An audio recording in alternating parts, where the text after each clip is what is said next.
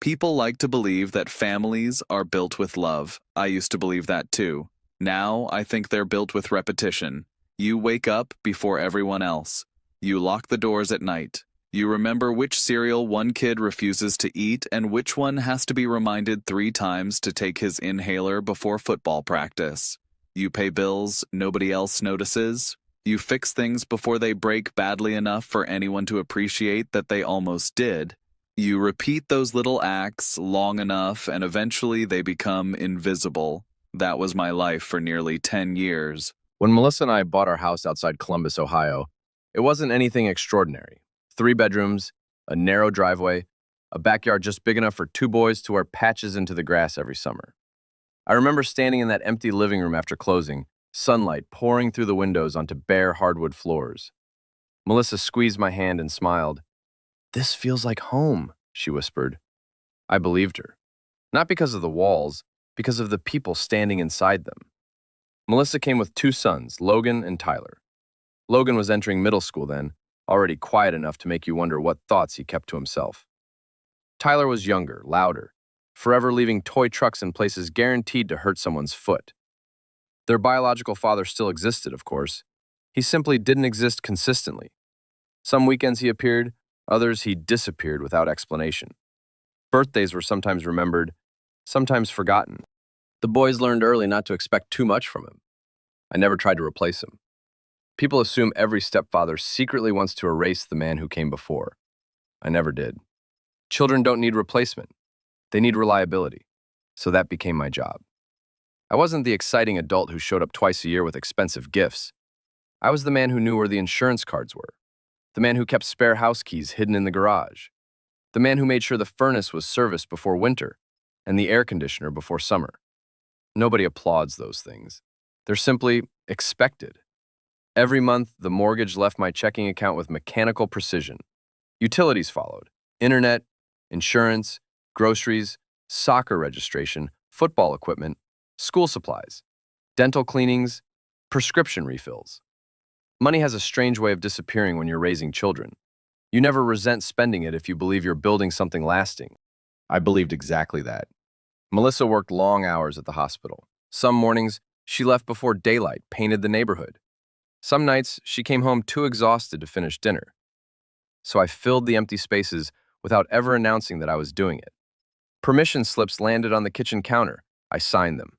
Emergency contact forms arrived in backpacks. I filled them out.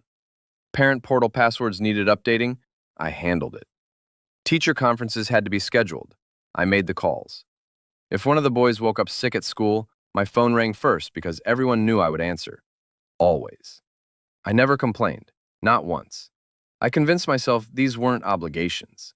They were investments. Every basketball game I attended, every science fair I applauded, every late-night homework assignment I helped untangle, every ride across town for practice, every Saturday spent changing oil in the old sedan before handing Logan the flashlight so he could help. I kept thinking those moments mattered. Not because they were dramatic, because they accumulated, like drops of water wearing away stone. I wasn't looking for gratitude. I wasn't waiting for someone to call me dad. Honestly, I would have been embarrassed if either boy had forced the word before they truly meant it. Respect couldn't be demanded. It had to grow. At least, that's what I told myself whenever I noticed little things that didn't quite fit. Logan introducing me by my first name, while his friends called their stepfathers Dad. Tyler thanking his mother for birthday presents I had spent weeks choosing. Family photos where I somehow always ended up standing slightly apart, smiling just enough to convince myself I belonged. Tiny moments, easy to ignore. So I ignored them. Hope has an incredible ability to explain away discomfort. I told myself they were growing. Teenagers become distant from everyone. One day they'd understand who had been there every ordinary Tuesday when nothing exciting happened. Because that's where families are actually built. Not on holidays, on ordinary Tuesdays. Looking back now, I can see the warning signs scattered across those years like cracks in fresh paint. At the time, I called them imperfections. I never imagined they were fractures. I certainly never imagined how quickly an entire decade could collapse under the weight of a single sentence. The parent-teacher conference was supposed to be routine. Melissa almost didn't make it. She called me that afternoon while I was finishing paperwork at the office. Her voice sounded exhausted, the way it always did after 12 hours at the hospital. "Ethan, I don't think I can get there on time." "That's fine," I told her. "I'll be there." "You don't mind?" I actually smiled. "When have I ever minded?" She laughed softly before hanging up. That conversation stayed with me longer than it should have. Not because it was important, because it was ordinary. For nearly 10 years, ordinary had been my role. I was the dependable one. If Melissa couldn't attend, I went. If Logan needed someone in the audience, I was there before the first chair filled. If Tyler forgot a permission slip, I drove across town during my lunch break so he wouldn't miss another field trip. Nobody assigned me those responsibilities. I accepted them, one by one, until they became part of my identity. By the time I arrived at Logan's high school, the parking lot was already crowded. Parents walked through the front entrance carrying folders, coffee cups, and the quiet anxiety that always surrounded conferences. I recognized several of them. Over the years, we'd sat beside one another during football games, school fundraisers, choir concerts, and science fairs. Some greeted me by name. "Evening, Ethan. How's Logan doing this semester?" The conversations were brief, polite, familiar. The kind shared between parents who had crossed paths often enough to recognize each other without ever becoming close. Inside, the hallway smelled exactly the way schools always do. Dry erase markers, floor wax, old books, fresh printer paper. It was strangely comforting. I signed the attendance sheet without thinking. My handwriting had appeared on so many school forms over the years that writing my name beside Logan's felt automatic. Another routine, another responsibility. The secretary smiled when she saw me. "Good evening, Mr. Carter." "Evening." "Melissa couldn't make it?" "Running late from work." She nodded without surprise. "You're listed on everything anyway." Everything. The word barely registered at the time. I simply thanked her and walked toward the conference room. Logan was already there. He barely looked up from his phone when I entered. His teachers sat around a long table with folders spread neatly before them. The principal occupied the chair at the end, exchanging polite greetings with parents as they entered. I took the seat beside Logan. He shifted slightly, not away from me, just enough that I noticed. Melissa hurried in 2 minutes later, apologizing for traffic before slipping into the remaining chair.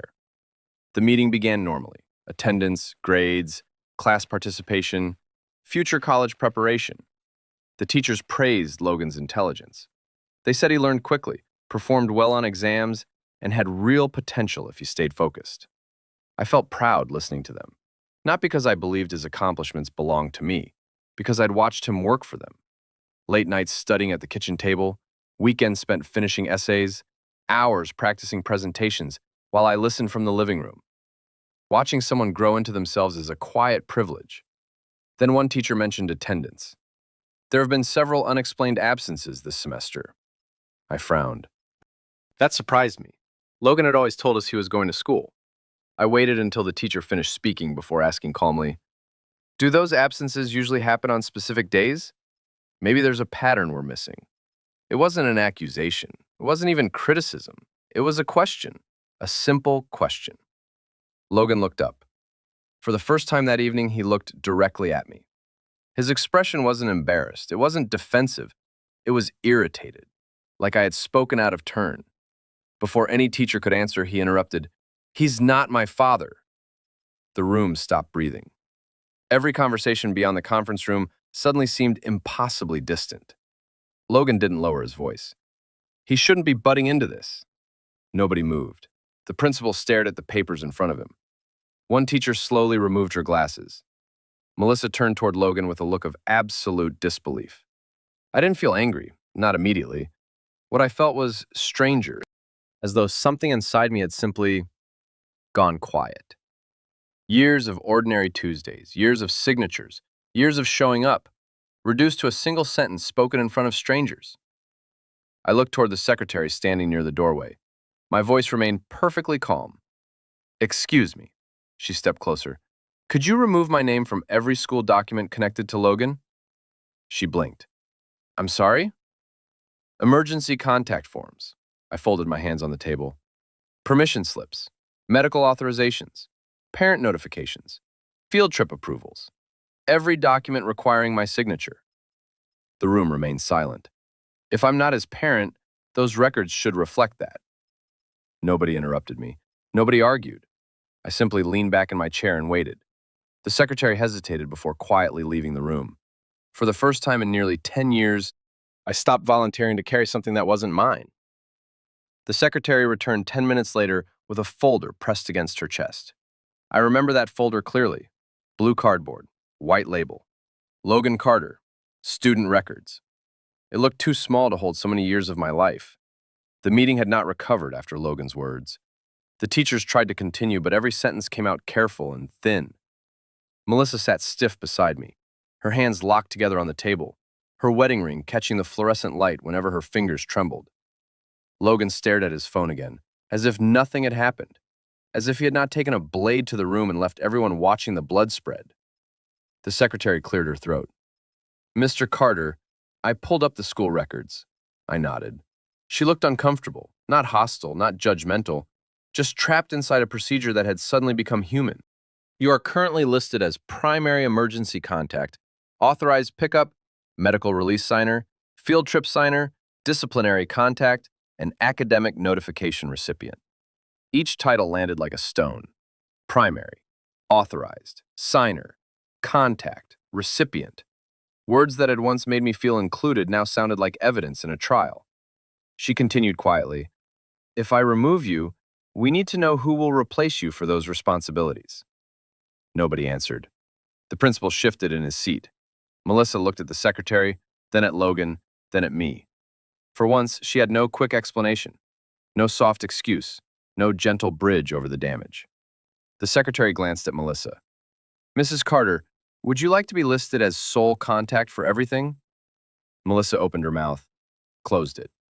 Her work schedule was not a secret. The school knew it, I knew it, Logan knew it. Everyone in that room knew she often missed calls because she was with patients, inside rooms where phones were silenced and emergencies belonged to strangers. I can try," she said. Try. That was the word, not "I will," not "of course." Try. The secretary wrote something down.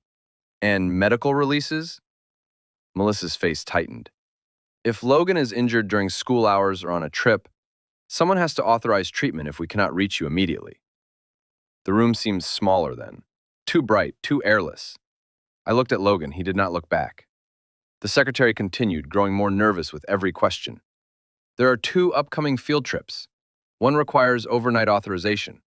There are also attendance intervention forms that need a parent or guardian signature. And if disciplinary review becomes necessary because of unexcused absences, the listed guardian must attend." Melissa whispered, "I understand." But she didn't, not yet. None of them did. They understood the insult. They did not understand the machinery behind my presence. They did not understand how many locks my name had quietly opened, how many forms moved because I signed them before anyone asked, how many problems died in silence because I answered the phone on the first ring. The secretary finally turned back to me. "Mr. Carter, are you sure?" It was a kind question, maybe too kind. For one brief second, I almost hated her for asking. Because kindness invites weakness, and weakness had kept me in that chair for nearly a decade.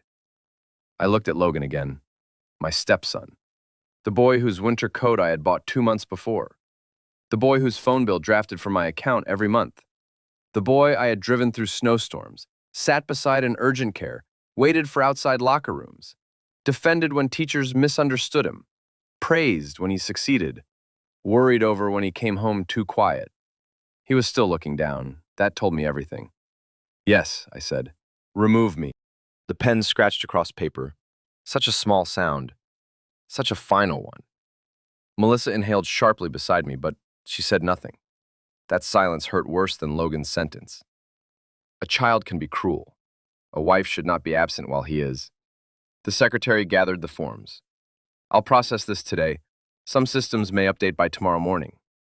"Thank you," I said. My voice sounded like it belonged to another man. The meeting ended shortly after that, though no one called it an ending. The principal thanked us for coming. The teachers collected their folders. Chairs scraped.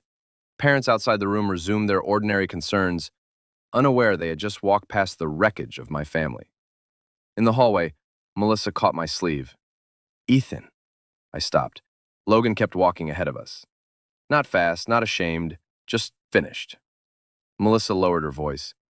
You didn't have to do that in there. I looked at her hand on my sleeve, then at her face. And something inside me, something old and tired, finally stepped back from her. No, I said. He didn't have to say what he said in there. Her eyes filled with panic then, but panic is not the same as loyalty. She whispered, he's a teenager. I nodded once. And I'm not his father. She flinched. Good. Some truths should hurt when spoken aloud. We drove home in separate silences. Logan sat in the back seat with his earbuds in. Melissa stared out the passenger window. I kept both hands on the wheel and watched the road unspool beneath the headlights. Columbus glowed in the distance, soft and indifferent.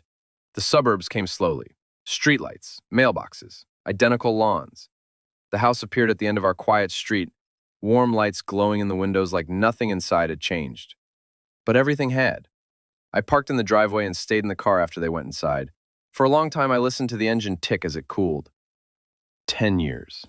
10 years of trying to become undeniable. And all it took was one sentence to prove I had remained optional.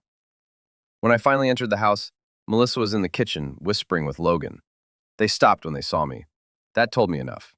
I walked past them without a word, went into the small office where I kept the family files, and opened the drawer. School receipts, sports invoices, medical statements, camp deposits, permission copies, a paper trail of devotion. I sat down and began separating what had my name on it from what did not. Not angrily, not dramatically, carefully, like a man removing splinters from his own skin. By midnight, the first pile was finished. By morning, I knew exactly what had to happen next. The next morning, I woke up at exactly 5:30.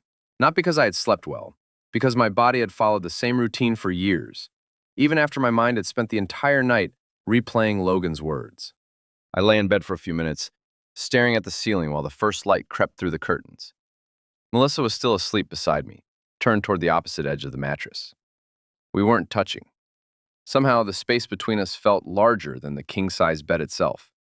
I dressed quietly, brewed coffee, and carried the mug into my office.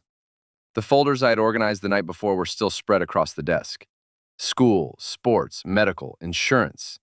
Every responsibility had its own folder. Every folder had my handwriting. I opened my laptop. There was no anger left, only clarity. For years, I had mistaken being needed for being accepted. Those weren't the same thing.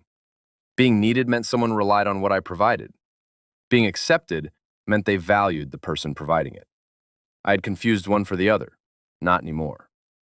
The first email I opened belonged to the Football Booster Club. Logan's seasonal fees were paid automatically every month. I logged into the account. Canceled automatic payments. The confirmation appeared on the screen. Recurring payment successfully canceled. One click. That was all it took.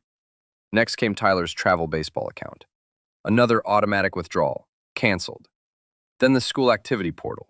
Lunch account, academic club donations, yearbook fund, band contribution. Every recurring payment that existed, because I had quietly volunteered to handle it, disappeared one after another. No dramatic speeches, no slammed fists, just confirmation messages appearing across my screen. Canceled, canceled, canceled. I wasn't taking anything away. I was simply stepping out of responsibilities that belonged to someone the family had just informed me I wasn't. When I finished, I opened the shared family calendar. Teacher conference next Thursday. Canceled. College planning meeting? Removed. Volunteer sign up for the school carnival? Deleted. I erased only my own name, nothing else. Melissa walked into the office just after 7. She stood in the doorway holding her coffee. What are you doing? I looked up. Cleaning up. Her eyes drifted toward the laptop, then toward the folders. Ethan, I've canceled everything that depended on me. She frowned. What does that mean? It means Logan was right. The words landed harder than I expected. She took 2 slow steps into the room. He didn't mean... I raised a hand. Please don't tell me what he meant. Silence. He spoke clearly. Another silence. He said I'm not his father. Melissa looked down. I know. So I'm adjusting my life accordingly. Her voice became smaller. The sports payments? Canceled. The school? I've withdrawn. The parent meetings? I won't be attending. She stared at me as if she expected me to laugh and admit this was temporary. I didn't. You can't just disappear. I almost smiled. I already have. She didn't answer, because we both knew the truth. The only reason anyone noticed my absence now was because they had finally seen everything I'd been doing. Invisible work remains invisible until it stops. That evening, Tyler came home asking for money to cover an upcoming tournament deposit. Normally, he would have walked into my office, leaned against the doorframe, and asked casually, "Ethan, coach needs the payment by Friday." I always transferred it before dinner. This time was different. He stood there waiting. I looked at him. "You'll need to ask your mother." He blinked. "What?" "I'm no longer handling school or sports expenses." He laughed once, thinking I was joking. Then he realized I wasn't. "What happened?" I kept my voice calm. "Nothing happened." "Then why?" "Because those responsibilities belong to parents." The room became quiet. Tyler frowned. "But you've always—" "I know." He didn't argue. He simply walked away looking confused. An hour later, I heard him asking Melissa the same question. She didn't have an answer either. By the weekend, the first phone calls began. The football coach wanted to know why Logan's payment hadn't arrived. The baseball coordinator needed tournament paperwork signed.